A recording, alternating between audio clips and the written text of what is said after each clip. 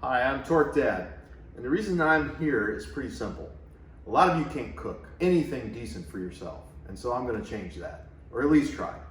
So if you were born after 1980, you're probably one of three kinds of people. First, you might be the maker. You use words like artisanal, heirloom, or bespoke to describe how awesome the one thing on earth you make. Now don't get me wrong, your individually hand-grown in a vacuum chamber tomatoes might be the best in human history, but that's all you got. Second, you're the consumer. Your sole purpose in life is to try all the things the makers make in all their various forms. You don't have any problem dropping 100 bills at brunch, but you'd never be caught dead pushing a shopping cart. Third, the influencer. Now we all know what you do, so there's no use talking about it, we can move on. The bottom line is none of you can actually feed yourself on a regular basis without spending ungodly amounts of money and time. And if you do attempt to make your own food, it's terrible. So go ahead and thank me and Generation X. We gave you Nirvana, Google, and craft beer, and now you'll be able to cook something decent. So before you people get on the comments and start telling me all the million ways that this YouTube chef that you saw does it better, or you had it better at some restaurant, you're missing the point. You're probably eating Taco Bell right now watching those videos. So we're gonna start with something that is very simple and very American, which of course means that actually we stole it from somewhere else and made it our own. And that is Mom spaghetti. Okay. So let's talk ingredients, because this is the first thing that you're going to be interested in. How do I make something decent without spending a lot of money? How do I navigate through all the things at the grocery store in a place I've never been before? I want to show you, I want to teach you, and so we're going to get into it here. All right, so let's start with the beef. First thing, we're going to be making a meat sauce. Okay, spaghetti and a meat sauce. We're not making meatballs because you have a life, as do I, and we want to try to make these meals in less than 30 minutes. We're just going to take some ground beef and we're going to brown it, and we're going to make a meat sauce, and we're going to make pasta, and we're going to enjoy our dinner, right? That's what you want. So that's what we're going to do. So this is ground chuck, basically 80-20. This was on sale. In a dish like this, you just take whatever's on sale. I've got olive oil. A little expensive, but you know, again, look for the sales, look for the 2-for-1s. Now let's talk tomatoes, because you thought, because I was making a spaghetti and you don't know what you're doing, that you thought I was gonna pull out a bottle of Ragu or some other brand, and no. And see, that's where you've gone wrong, is you've been coached and trained in your little brains to think that you're just gonna take what they give you on the shelf and it's gonna taste good. It doesn't taste good, it tastes like crap, so you want something that is actually going to develop flavors and is gonna complement the beef, it's gonna complement the spices, it's gonna complement everything else we're gonna do tonight. Now, I've got a couple options here, 2 options. The first is the one we're gonna use, which is whole tomatoes. And you're saying, well, how are we gonna do it? You'll see, don't worry, chill. And there's 2 words here, they're Italian words, San Marzano, that are the Italian tomatoes that you wanna use. Not the San Marzano type, the real deal. This costs like $4, okay? It's a little more expensive than your regular tomato sauce, but the Ragu is not that much cheaper. A few dollars more, cook it yourself, and really enjoy what you have. Let's go ahead and meet Jet. Hi, Jet. What's up, This bud? is our mascot. He's 12 years old. He's our family dog, Australian Shepherd. He's going to be interrupting all of our videos, so we might as well meet him right now. Hi, Jet. How you doing? Second option, different brand, but same idea. No, it is the same brand. Flora. Same idea, but these are just chopped tomatoes. Either of these will work fine. You'll see in a second. Third ingredient, tomato paste. That brings some richness to the party. We've got an onion. We'll chop that up. Now let's talk about garlic. All of you food type people are gonna say, I'm gonna stop watching this show right now because this guy has chopped garlic in his hand, and not real garlic that he's peeling and chopping and doing all that nonsense. And I'm telling you right now, This show is not for you. So you can go ahead and turn it off. You can go somewhere else. Go watch whoever, okay? 30 minutes or less. I don't like chopping garlic. This tastes just as good. If you can't get over that, go somewhere else, all right? Chopped garlic. Parmesan cheese, same thing. We're not shredding things off a block here. Now let's talk pasta. You're thinking spaghetti. You're thinking I'm pulling stuff out of the box that you saw when you were 5 years old. No. What is that, Mikey? What does that say right there? What does that say? What does that Imported say? from Italy. Imported from Italy. You know what? This did not cost $12. This costs $3. Do you know how much a box of ragu costs? $1.79. It tastes like cardboard. This is pasta. It's $3. And it's better. These are optional ingredients I have from my backyard, which I can't really grow anything on a regular basis, but I've got some rosemary and some fresh basil. We'll throw that into the party in a few minutes. Last thing is the crusty white baguette that we will be making some wonderful garlic toast with in a few seconds. Let's start with the beef. We got our ground chuck. We're gonna turn to medium high and we're gonna brown. Now, ground chuck, especially is 80-20. It's got plenty of fat. You don't need to worry about putting any oil in there.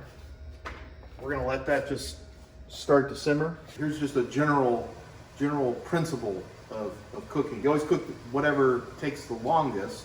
You start that first. So in this case, we want our sauce to develop flavors, combine, get all the good stuff together. So the ground beef gets browned, then we're gonna take it out. We're gonna add the onions and the spices and that kind of stuff, get that going, and then we're gonna put the beef back in, the tomatoes, and we're gonna let it start to simmer. And that's before we even start thinking about the pasta or anything else in this meal. Okay, so you can see the redness is starting to kind of turn into brownness. The more fat you have in the beef, actually the longer it's gonna take to brown, because the fat's kind of releasing here. We really want brownness. Those brown bits add the flavor to the party. I sounded like Alton Brown there. We're definitely at the point now where we can eat this, right? Okay, this is food safe. But as you can see, there's a lot of fat. And like I was saying, we have this scenario with whatever's on sale at the grocery store. In this case, I had 80-20, which is a lot more fat. If you had 90-10, you wouldn't have all this fat. And you could just leave this, brown it, and be done. But we got to get rid of this fat, because if we keep this fat in, as much as I love fat, and you can see our slogan of the day, but in this case, that fat is going to kind of just overpower our sauce. So what do we do? Let's leave it on. Let's take it over here, and you can just use a little strainer, and we're just going to kind of get, you don't want to put that down the drain, because then you're going to have to call a plumber, or you're going to have to call your dad. We're going to go back to the pan with the beef, because we want it brown. Okay, you can kind of see now we're getting a little crispy action here. And this is good. This is good, because this is all going to be flavor into our sauce. When I do a show about cooking a steak, I'll talk about the Maillard reaction for all you geeks out there. All right, I think we're at that point now. Turn the heat off, and let's get a bowl. Let's get your beef out of this pan carefully without breaking anything. Now, you may look at the bottom of that pan and you might say, Mike, that's no bueno. But I say it's bueno, because all that's flavor there, and we're gonna leave it for our sauce. Now, let's get the veggies. Okay, so turn it back to medium heat. Let's get about 2 teaspoons, tablespoons, I don't know. I don't measure anything. I mean, 30 minutes. You don't have time to measure, okay? We're not baking here. We're making a sauce. You don't measure. You just kind of look in there. Look in there. Look at what it sees like. It's just enough to cover the pan. That's all we're trying to do here. Let's get that going. Now, cut an onion. You want a half an onion. I'm not going to get into your knife skills right now. This might take you a lot longer, and there are going to be people again that are going to criticize me for my knife skills, and I'm going to tell them that's not the point of this show. And so we're just going to skip all that again. Knife skills. All we're doing here is getting a sharp knife, and we're cutting and dicing to the point where it's relatively cubed. And we're going to take that over to our now nice and fairly hot oil. We've got a spoon. You stir that around a little bit, and we're going to start to saute the onions.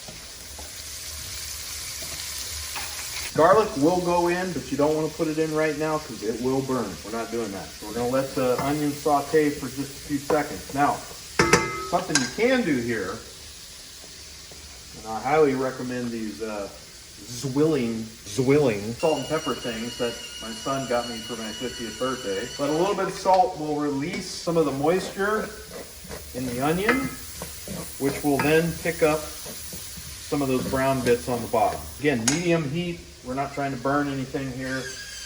Put a little pepper in there. This is just oil, onion, salt and pepper. Very simple. While this is going, we can add some spices. These are classic Italian spices. A little bit of basil. Get in there, Mikey. Just look at what we're doing here. Just throwing in a little bit, maybe half a teaspoon. You know, this is just going to add all nice, wonderful flavor profile with this sauce that you're not going to get out of ragu. Stir it around. Okay, now we are at the point now where we definitely need some liquid to get these brown bits off the bottom. A couple ways you can do that. Water, chicken stock. You can do whiskey. No, we're not going to do whiskey. We're going to do wine. So a little bit of wine. But honestly, water works just as good. So get in on this, because this is important. You can kind of see how that just a little bit of liquid that I threw in there, now you can get all those brown bits off the bottom. Now all those brown bits are all incorporated into the onion and the spices, salt and the pepper. Oh yeah, baby, now we're working. And I don't know how conventional this is. Honestly, I don't care. This just works for me. This is where I like to throw in the tomato paste. Now, some people might say, you don't need all the tomato paste. I like the tomato paste. I like rich flavors, and you will too. It's one of the reasons why you like the $100 brunch, is because they actually put fat and flavor into the meals. And if you're gonna eat at home for a quarter of the price, then you need fat and flavor too. Now, last piece, the star of the show, right? Tomatoes. You can use the diced tomatoes, that works just fine. Shoot, I mean, if you're out in the woods somewhere and the only thing you can get is a bottle of ragu, you can do all this stuff and then add the ragu, right? Make the ragu better. So we're gonna use the San Marzano, I can't talk, I have no idea. San Marzano tomatoes, because they're better. And we like better, right? Yep. We do, yes, thank you. Now look at that. Look at that right there. We got all kinds of brown bits in there. I mean, that is full of flavor. So now we are just adding all of that tomato, wonderful tomato flavor. Now, right now you're not going to have enough salt in this, and that's okay. You can add a little bit more than that right now if you want, but I have a secret salt weapon, if you will, that we will be learning here in a second. Move it over to this side, put it on medium heat, and let it simmer. Garlic bread. It's just stupid simple to make, and it's better if you do it yourself. Get a baguette from the store, or any kind of bread, French bread, whatever. Get you a bread knife, cut that boy in half. Super simple.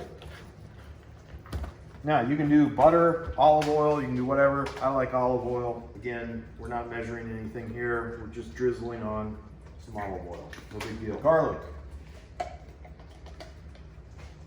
Now, again, if you had to cut up all of these cloves of garlic, you would be here for 18 hours. And we're not doing that.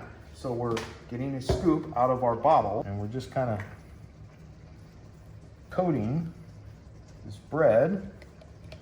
Drain it out the best that you can so you don't get a bunch of moisture on there. But we want to get plenty of garlic because garlic is delicious. Salt and pepper.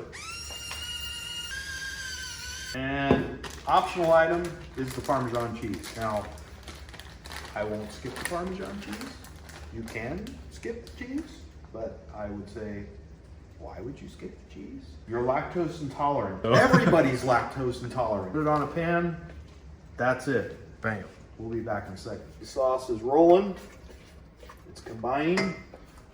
You can do this anytime. It doesn't really matter. Add the meat back in. 30 minutes. This isn't making something all day. This is, you're hungry after a long day of work and you want something good. All right, let's talk pasta. First thing, you need a big pot. Fill the big pot about halfway up. I mean, you know, what is this? 8 cups of water. I don't know. I don't care. Just enough water. You'll see in a second. See what this says?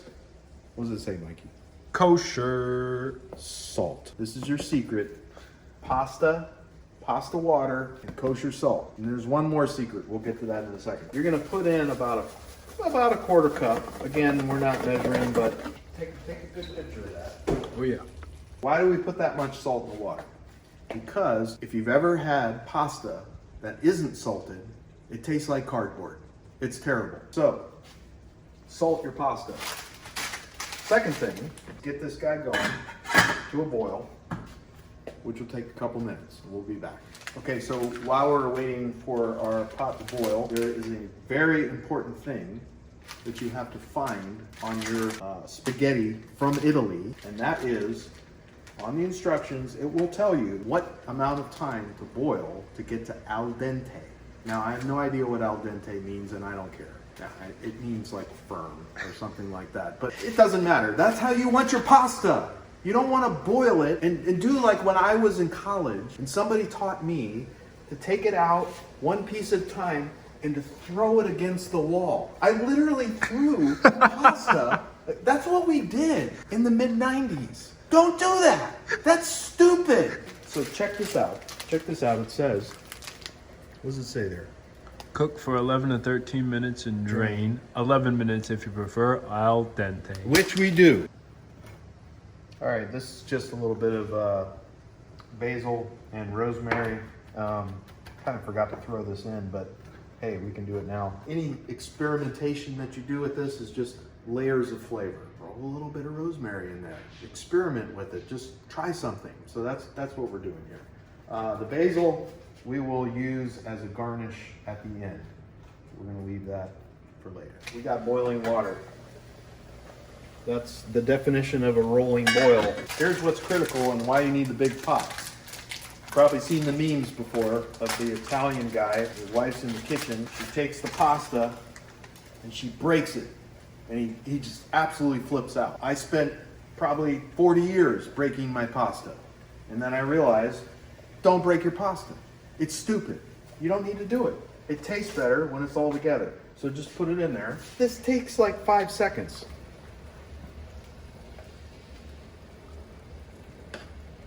Get it going.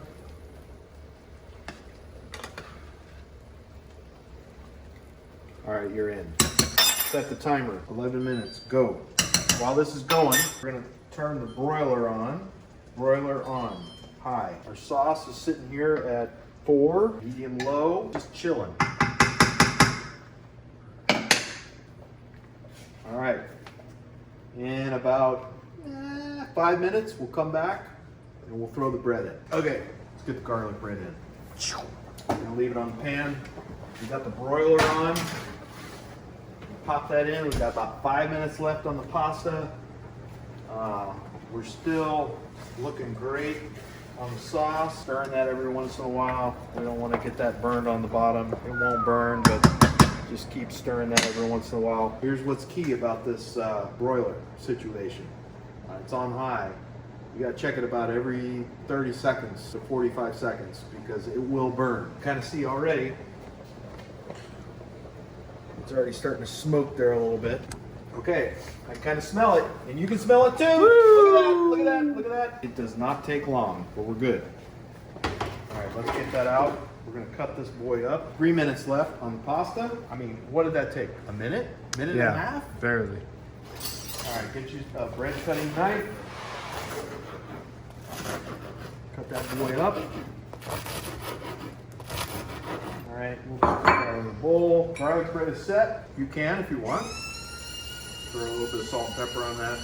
All right, let's take it to the finish line here, folks. We got our sauce that now has been simmering for probably 20 minutes, 25 minutes. It is all combined. It's ready to go.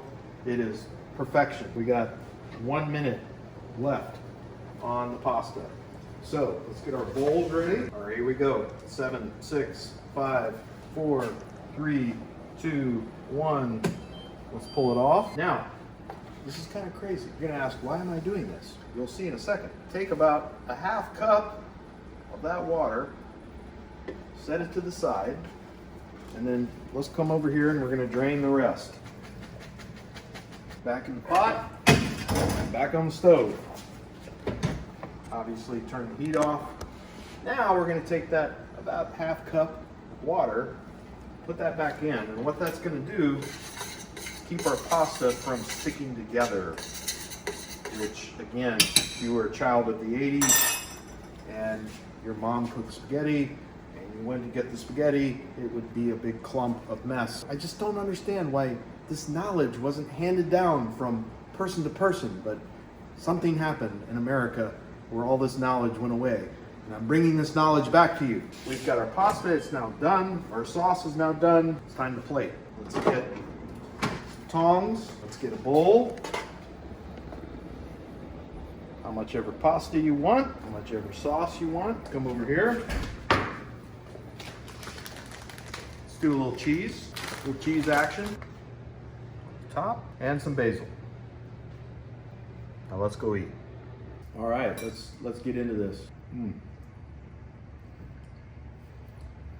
It's so simple. And see, the thing is you don't need to oversalt the sauce because the salt, the salty flavor comes through the pasta. That's why you push all that salt into that water. It makes a big difference. If you don't have the fresh basil, just get some chopped basil in a can. That's fine. It's not as good. I do recommend to get a basil plant, put it on your windowsill. You can make this. You can have it 2 or 3 nights in a row. You can put it in the freezer, come back to it, whatever. Make you a bunch of sauce. Spaghetti. Hope you enjoyed it. Come back, subscribe, look for the next video. We're gonna have some more recipes. We're gonna have some more fun. Cheers, Mikey. Cheers.